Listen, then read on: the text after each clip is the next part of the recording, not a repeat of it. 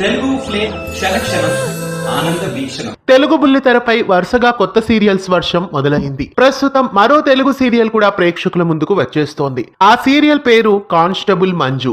Constable Manju అనే పేరుతో ఓ సరికొత్త రీమేక్ సీరియల్ ప్రేక్షకుల ముందుకు వచ్చేస్తోంది. జెమినీ టీవీలో అతి త్వరలో ఈ తెలుగు సీరియల్ ప్రేక్షకుల ముందుకు రాబోతోంది. మొట్టమొదటగా మరాఠీ భాషలో కానిస్టేబుల్ మంజు అనే సీరియల్ ను మార్చి నెలలో ప్రారంభించారు. మరాఠీ భాషలో ఈ సీరియల్ సక్సెస్ ను అందుకోవడంతో బెంగాలీ భాషలో ఈ సీరియల్ ను అదే పేరిట రీమేక్ చేశారు.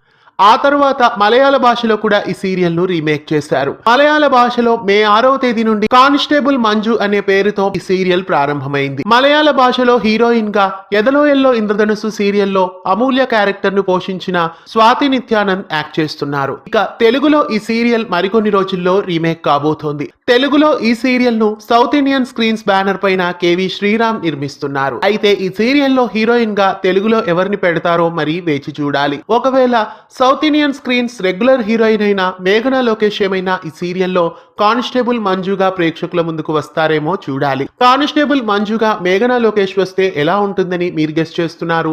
మరి కానిస్టేబుల్ మంజు సీరియల్ కోసం మీలో ఎంతమంది ఆతృతగా ఎదురు చూస్తున్నారో కామెంట్స్ లో తెలియజేయండి.